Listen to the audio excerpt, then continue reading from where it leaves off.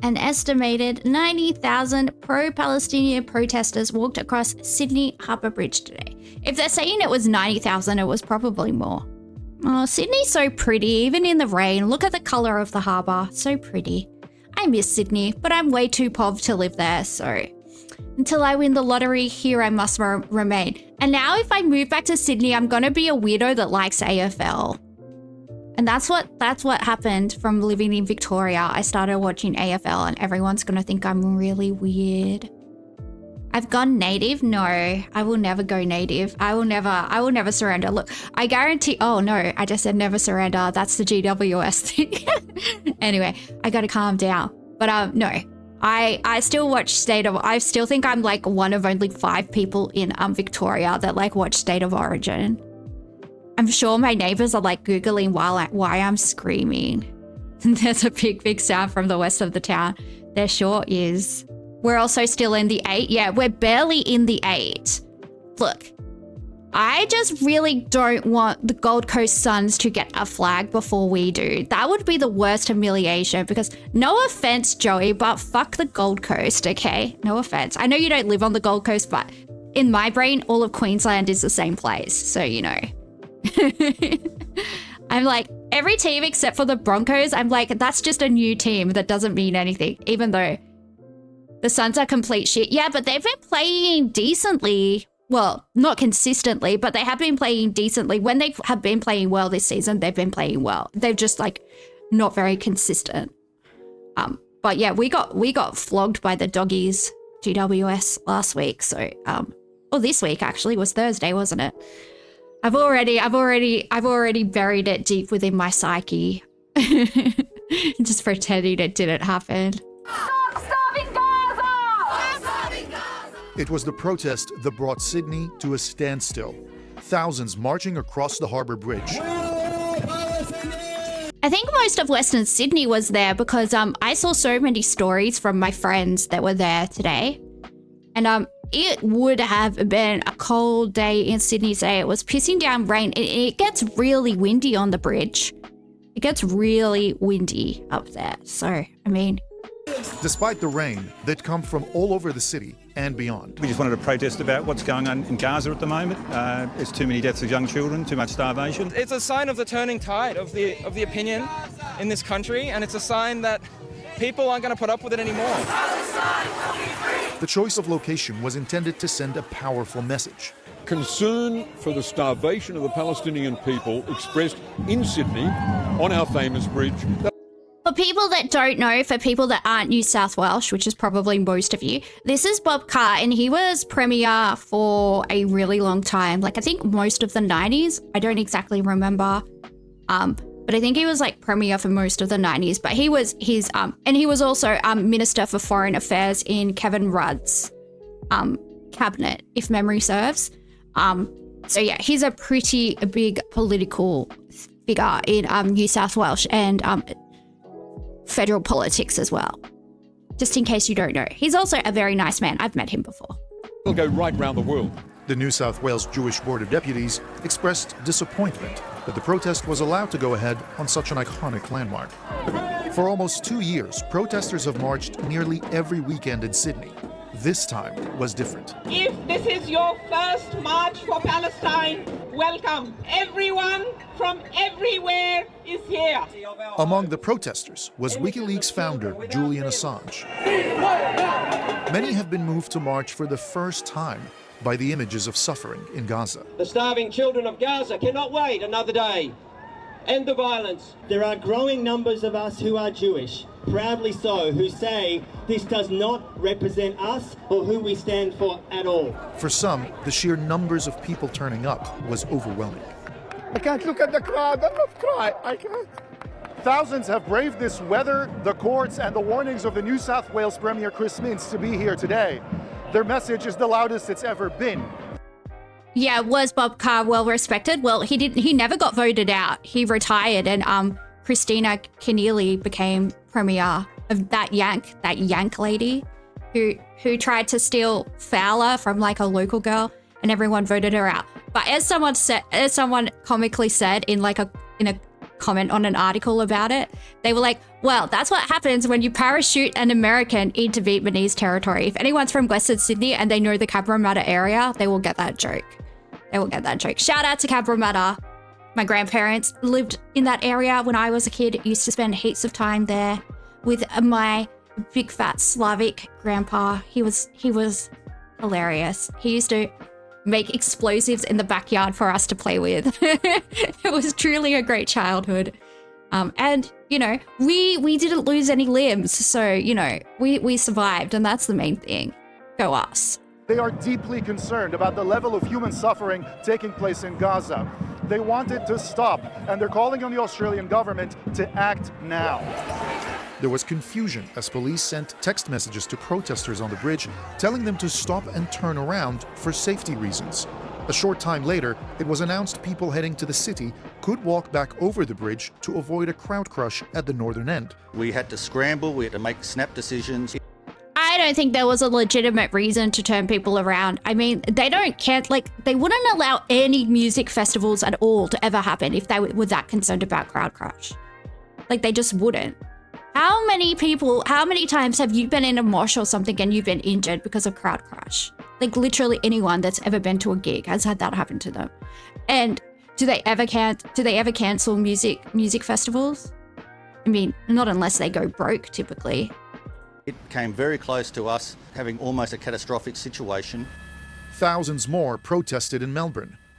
Marchers tried to walk across the King Street Bridge, but were turned back by a line of police officers. In Adelaide, hundreds gathered at Parliament House in the city centre. A day for ordinary people to make their voices heard. Nabil Al-Nashar, ABC News, Sydney.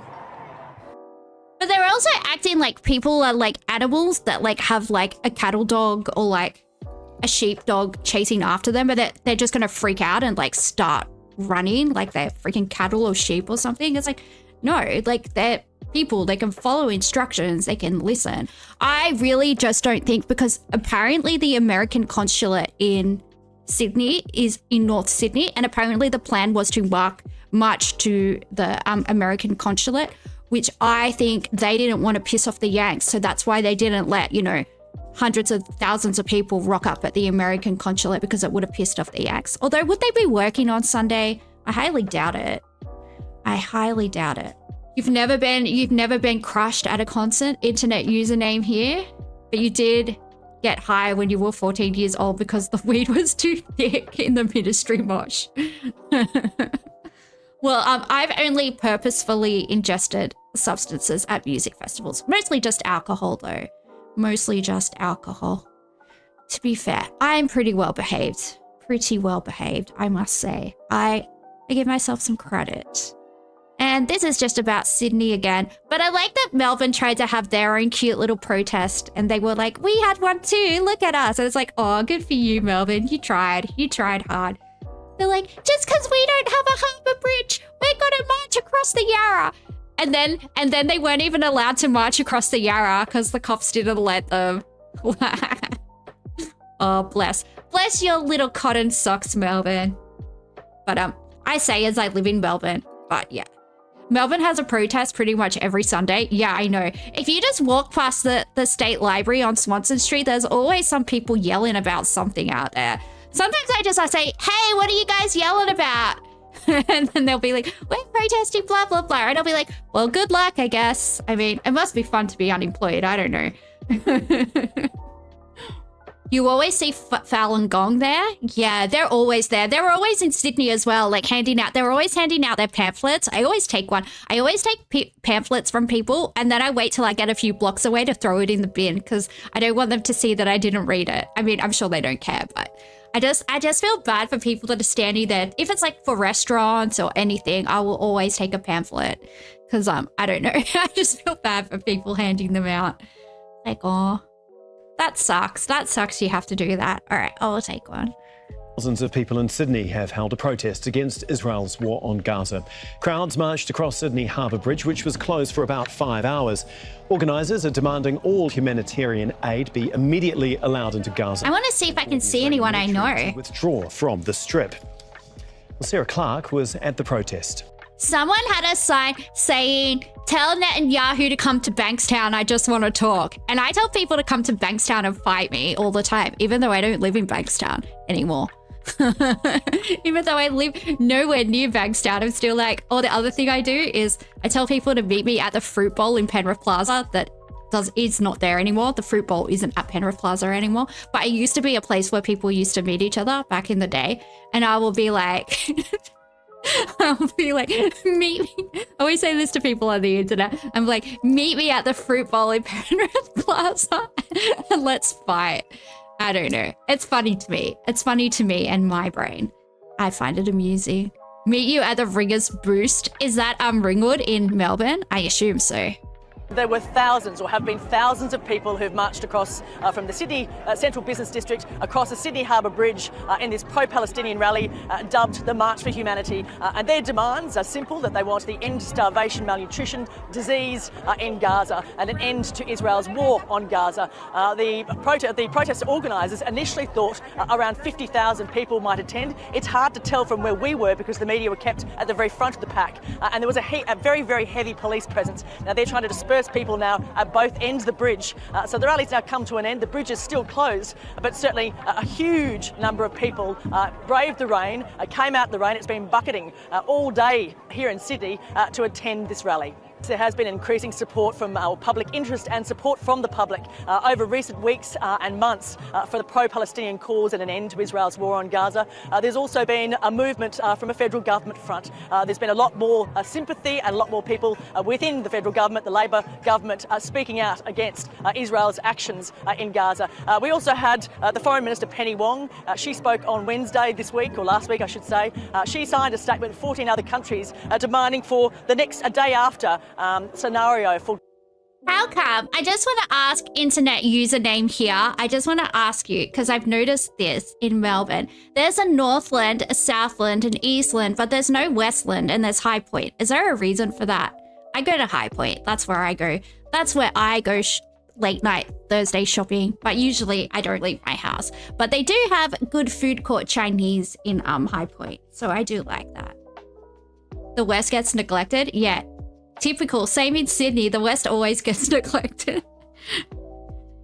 Gaza, so the reconstruction of Gaza, and for Hamas not to be part of any Palestinian government. And the Prime Minister has also said, Anthony Albanese, that it's not a matter of if, but when the federal government will announce its support for recognition of Palestinian statehood. And we expect that to happen in the lead up to the UN General Assembly, which is happening in September in New York.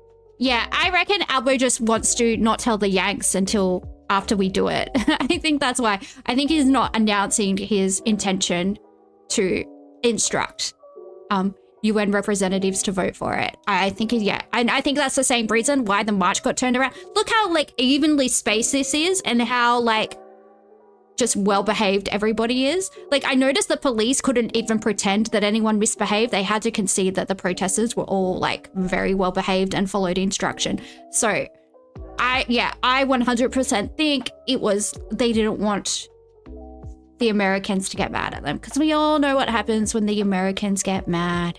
They just like to overthrow the democratically elected leaders of their allies because, why not? Why not? York. Anthony Lowenstein joins us from Sydney. Now he's an independent journalist and author of The Palestine Laboratory. That's a book on the Israeli arms and surveillance industry. Thanks very much.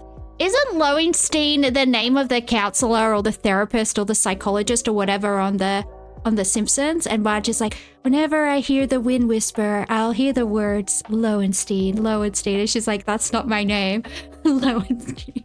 And my whisper, sometimes I think I dream Simpsons episodes that never happened. I don't know.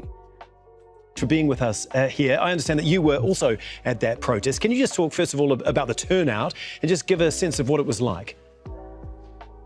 I've never seen a turnout like this in Sydney. It was, the exact figures are unclear, but I would guess. Oh, you were alive in 2003. Look, I'm not saying that you look bad for your age, but I'm saying you look at least 40, which means you were at least a teenager in the early 2000s, which means you remember when a good 500,000 people protested the invasion of Iraq. Okay? my dad was there. Like, there were so many people there. Heaps of people were there. Like, shush you. Don't want to hear your lies. Yeah. I know you're proud of your protest, but let's just call it the second biggest. And honestly, I think even more people showed up to protest the Vietnam War. But yeah, it's still, it's third best. You still get a bronze medal if you come third. That's all right. It's okay. We believe in you. It was at least 100,000 people as far as the eye could see. And what was so interesting and revealing about these kinds of protests, which was similar to what I'm seeing in the US and Europe now, is that the people who are protesting the genocide in Gaza are not the people who normally protest. People who are so outraged, not just by what Israel is doing in Gaza, but also the Australian government's complicity. Australia for many, many years, but including since October 7, I work with an organisation called Declassified Australia, and we've covered this extensively. Australia is part of the global supply chain for the F-35 fighter jet, which Israel's using over Gaza every day. And the parts that are amongst those parts in the plane are partly coming from Australia. So a lot of Australians are aware of this. We are deeply complicit, and people are angry and they're frustrated that our government is doing little more than talk at this point. What does that tell us, this huge turnout and more people getting involved in the movement? What does that tell us about where Australia is at when it comes to opposing the war in Gaza? And I guess, what sort of pressure is that putting on the government to Hey, Ricochet. Yeah, look, if America comes for our PBS, I'm going to, well, no, I'm not going to say anything like that on the internet. I will do nothing. I will remain very well behaved and yes. Anyway, like, Americans, I just don't understand Americans. Well, that could be the end of the statement, really. I was going to say more, but yeah, I just don't understand Americans. I think that could have a full stop. Or as they would say, period. But no, I don't say that, because that's not what it's called. It's nice that the ABC is pretty pro-Palestine. I think at this point in the conflict, they just don't want to have the stain on, like, the corporation. Yeah, like the ABC, I think her name is, what's her name? Ida Buttrose. I think her name's Ida Buttrose. She's like she's like the head of the ABC, or she was until recently. I don't know if she still is currently, but she's like very far right. She used to be like a far right commentator on television, stuff like that back in the day. So American politicians are anti-American. Yeah, well, they seem to definitely be Israel first. They definitely don't seem to care about the welfare of their people very much. Like, I always see, like, GoFundMe and stuff for kids with cancer, and that breaks my heart. Like, imagine your child gets cancer, and you have to beg people for money to keep your kid alive. Like, and so many people in America avoid going to the hospital, right, because it's so expensive. And then even if you do, Ida also ran Cleo magazine in the 80s. Oh, yeah. What was it? Dolly, Cleo, and Cosmo that used to, like, especially Dolly, that used to encourage, like, 12-year-old girls to, like, you know, be smexually active and, like, give them smegs advice. What the heck? What the actual heck? And they used to have that modeling competition every year. And, like, oh, it was just, it was, yeah, yeah. Girls' magazines in, like, the 90s and 2000s. Oh, my goodness. Although, I'll tell you what happened today. I was scrolling through Instagram. Girls these days have it, like, hard on a whole different level to us, though. Because I was scrolling through Instagram today, right? And, I saw this girl, and I was like, huh, she's insanely pretty. Like, this is, like, the prettiest girl I've ever seen. I was like, huh, I wonder how old she is and, like, what ethnicity she is, like, what country she's from. So I click through and it says that she's 20, and then it said that she was an AI influencer, so she's not even real. She's literally like a programmed, perfected, like, avatar of a woman. And I'm sitting there feeling bad because I'm comparing myself to someone that isn't even real. American insurance also doesn't see why kids on chemo would get nauseous. Oh my God, like, I will tell you what, I take a low dose chemotherapy drug every week to treat my lupus, and it makes me so nauseous. I have to take like an anti-nausea medication that's for people that are having radiation therapy and chemotherapy. I take this drug called ondansetron, which is like a wafer, and I put it under my tongue because otherwise like I get too nauseous to keep my food down. And I want to see how much that would cost in America, actually. I want to see how much that would cost, but I'm glad that I don't have to worry about that because I live in a humane country. But let's look up how much ondansetron costs in the US. Okay, it says here $160. I think I pay $8 for mine. Anyway, it's still a lot more expensive, but yeah. Ondansetron seems like a fairly old drug that you took after you had surgery one time. I think the older anti-nausea drugs are like things like metoclopramide and things like that, like Maxilon. I think those are like the more Gen 1 type drugs. But I could be wrong. Like I'm not an oncologist. I'm just somebody that has had to have chemo before, and I guess technically I still am having chemo, but it's just like very weak chemo to suppress my immune system. And yeah, I feel like shit. And I'm not allowed to drink alcohol except for on special occasions. But sometimes I do because I am not a responsible adult. So I don't know. Ondansetron sounds like a dancing robot. It does. It does. It really, I think, fits very much into a global trend that often people who blindly support Israel say that they are the most moral position. But in fact, that's always been a nonsense argument. You can't support occupation. And I spoke at the rally today, and I spoke as an Australian. I'm also a German, but I'm also a Jew. And I'm outraged by what Israel is doing in my name, and growing numbers of Jews around the world are speaking out and feeling the same way. And that ties into the broader picture.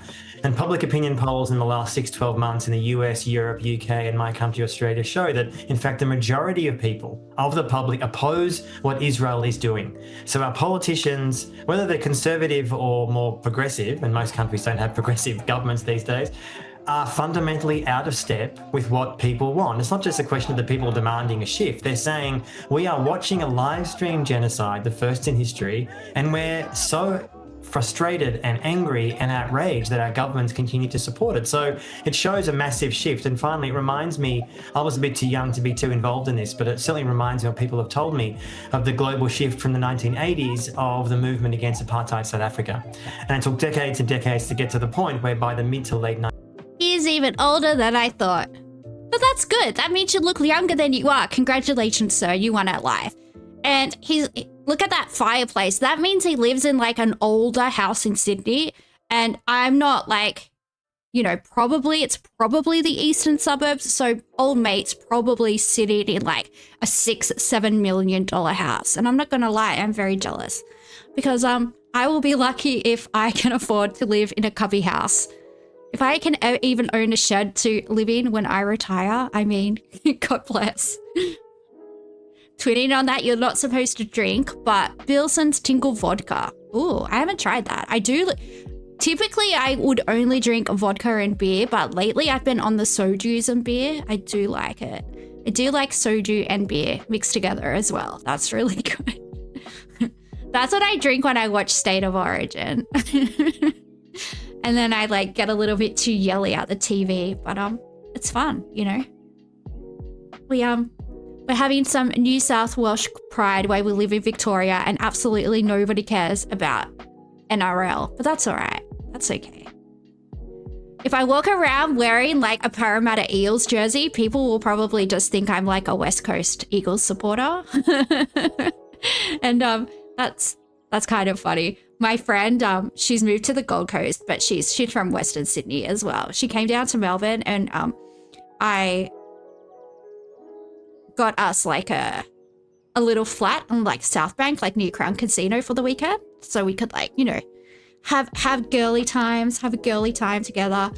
And she, I went early and I went there and I like set everything up and got some snacks and got everything ready for when she arrived. And she came and she was like, She's like, I see lots of people walking around wearing like blue and yellow. She's like, I know it's not the Parramatta Eagles, but what is the Parramatta Eels? But what is it? And I'm like, oh, it's AFL. It's like West Coast. And she's like, this place is so weird. And I was like, yeah, it is weird. It is really weird down here. 1980s, much of the civilized world was fundamentally against apartheid in South Africa, and in 1994 that regime ended. The Australian Prime Minister Anthony Albanese has started discussions around Australia recognising a Palestinian state, but can you just give us an idea of the pushback against that happening? What sort of risk does Albanese face if he were to do that? Within his own party, very little. I mean, the Labor Party, that's the party that he leads, overwhelmingly supports it. It's actually in their party platform to back a Palestinian state and a two-state solution. I mean, certainly in the general public, there is support for recognising some kind of Palestinian entity.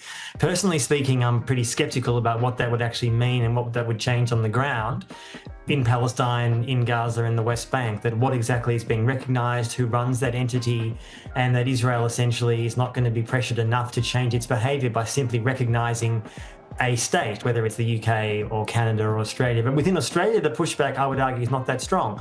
Pro-Israel forces are opposed to it. The more conservative political forces certainly don't agree with it. But within Albanese's party, there's pretty much overwhelming backing. I think a lot of people in the public... I made the mistake of watching like the Sky News coverage because I just wanted to see them melting down over it, and they were losing their minds that like people support Palestine. But it's like, why do you support Israel? Why do you support Israel? Like they're always saying like this, that the other person is un-Australian, but then like they just all worship Yanks. And then there was a dude with an American accent freaking chirping in about like Australia and what like constitutes Australian behavior. And I'm like, you're not even Australian, you stupid Seppo, go home. I don't want to hear your opinion about my country. If you can't tell from this beautiful, like classy accent that I have, like, but that's it. Like, I will challenge him to a beer sculling competition. Loser has to leave. And I guarantee you, I will win, baby, because I've got some experience. Let me tell you. I remember when I was like 18, I met my dad in the city in Sydney, because he works on the railways, and I lived in the city because for uni I was renting a flat in the city, and yeah, I met him and we went to like the oldest pub in Australia, like in the Rocks. And he bought me a pint of Guinness because they had like Guinness at the pub. And he turned around and my Guinness was gone. And he was just like, you just inhaled that Guinness. I'm so proud of you. And he got me another one. And he was like, wow. He was like, I'm so proud of you. It's like, you're really good at drinking beer. I was like, thank you. Thank you, Dad. I am. I learnt some things from you because my dad's like a big home brewer, and like also like he distills spirits and stuff like that as well, which no, he doesn't. I'm just saying hypothetically he does because it's illegal in New South Wales. And he most definitely does not make his own vodka or rum or, you know, any other type of spirits. And he most definitely does not have his own still. And I'm just saying hypothetically in this story that he does, but he doesn't. In case any law enforcement is listening, okay? Never happened. I'm not a snitch. Are worried that it is really in some ways a token effort to say, what exactly are we recognising here? Did I ever try Murphy's Stout? Yeah, but the one that they have in Australia isn't nice. But the one Murphy's that I got in Cork when I was in Ireland is really, really good. I prefer like the Irish Murphy's to Guinness, but the one that we get in Australia, I think it's made in Edinburgh and it doesn't taste the same. But the one that I had in like rural Cork, like West Cork, in like a really wild place. Oh, that's the other thing. The people in Cork couldn't believe I could understand their accents because apparently people from Dublin have trouble understanding them. But my dad's friends with so many like alcoholic Irish people that I've been hearing like slurred Irish accents from such a young age that I'm just like, okay. Because my dad worked in construction and was like in the unions and stuff. So like most of his mates were like Irish. So I was just surrounded by all these drunk Irish people as a child. I'm like, all right. They were like, oh, you can understand us. I was like, yeah. And then I met like the only gay in the village. And he was telling me it was like this guy called James that like lived in rural Cork and he was gay. And he was asking me about Sydney. He's like, oh, Sydney's like very like, you know, you know, it's a very gay place. I hear there's lots of gay clubs, and I'm like, yeah, I'll take you to Oxford Street, mate. Like, yeah, fuck it. You can get a hot Aussie boyfriend. Like, I'll hook you up. I know some hot guys that swing that way. That, you know, probably partial to an accent. He was like a cute Irish farmer that was gay and like couldn't find like a nice man in the country, and he wanted a hot Australian boyfriend, and I thought that was cute. I support you, random Irish gay man. Yeah. Are we recognizing that Israel's occupation ends? Because when Israel and, frankly, the Western states say the only Palestinian state they may theoretically support is a demilitarized state, which should be a non-starter by definition, because that means that Israel controls all the land, sea and air borders. But look, this is an issue, obviously, which is a live one. And I think a lot of Australians, Westerners and people in general, including in the Arab Muslim world, are outraged that our governments, including much in the Arab world, I might say, are not doing nearly enough beyond words. You alluded to this earlier, but many of the countries that are condemning what Israel is doing, especially with the starvation of tens of thousands of people there, but they're also arming Israel at the same time. Can you just explain that and what you make of those two opposing forces?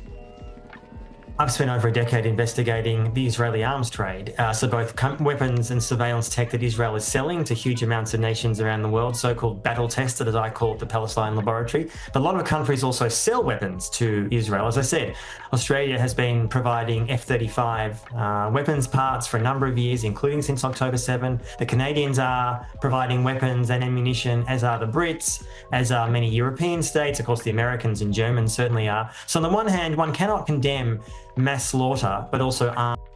You think people are going to need to accept that Hamas is going to have some political minority? Well, the thing is, I think Palestinians that are very, very politicized, probably low-key are affiliated with Hamas, because like what organization or what like party would you join if you were a very politically active Palestinian? I mean, that would probably be where you would go.